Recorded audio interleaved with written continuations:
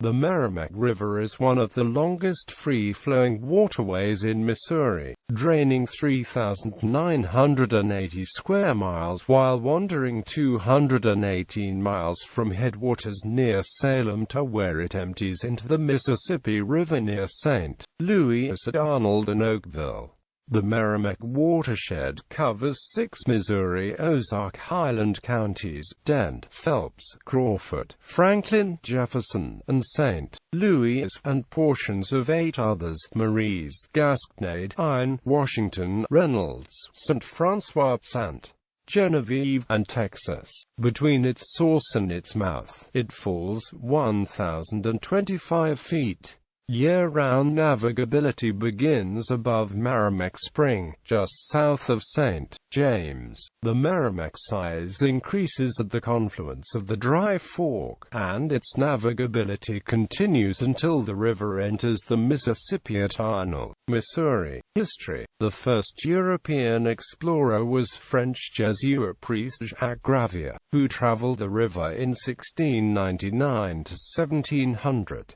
The name likely means the river of ugly fishes or ugly water in Algonquin. Early variant spellings of the name were Meramec, Meramec, Meramec, Meramecsipi, Meramec, Merrimack, Meramec, and Meramecsipi. Early on, the river became an important industrial shipping route, with lead, iron, and timber being sent downstream by flatboat and shallow draft steamboat. Today, the river is used commercially by tour boats and sand and gravel mining barges. It also is used by canoe outfitters and ferryboat excursions. Numerous trails travel along the river and up over the bluffs, giving the hiker a glimpse of ducks, herons, beavers, and other species of wildlife which may be seen along the river. Ecology: at one time, the river was listed as one of the most polluted rivers in Missouri. Local and state government along the river have taken tremendous steps in cleaning it up. Today the river is one of the most diverse waters in Missouri. The river is plentiful in black crappie, channel catfish, flathead catfish, largemouth bass, paddlefish, rainbow trout, brown trout, rock bass, smallmouth bass, walleye, white crappie, and some of the richest mussel beds in the state. The endangered eastern hellbender also lives in the river. The Meramec River includes one of only 3 red ribbon trout areas in the state of Missouri, hosting healthy rainbow trout and brown trout populations, where large springs flowing into the river provide the cool water required by these species. Red ribbon trout streams are managed by the Missouri Department of Conservation to produce trophy-sized fish. Meramec Spring is the 5th largest spring in Missouri. Meramec Spring Park, south of St. James, is the home of an historic ironworks and trout fishery. Meramec Basin Project: the free-flowing Meramec River and several of its tributaries narrowly avoided being impounded by several dams proposed by the Corps of Engineers.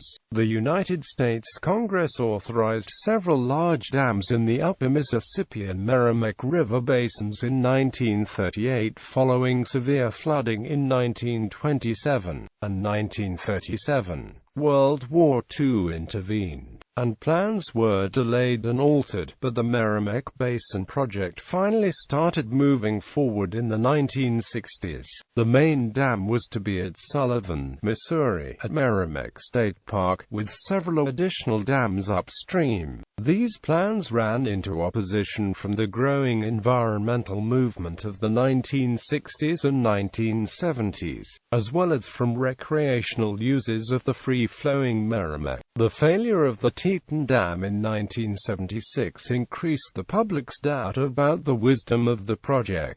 Grassroots opposition forced politicians originally in favor of the project to reconsider. At the request of Senators Jack Danforth and Tom Eagleton, Missouri Governor Kip Bond allowed a non-binding referendum to be put on ballots in 12 surrounding counties. On August 8, 1978, 64% of the voters rejected the dam proposal.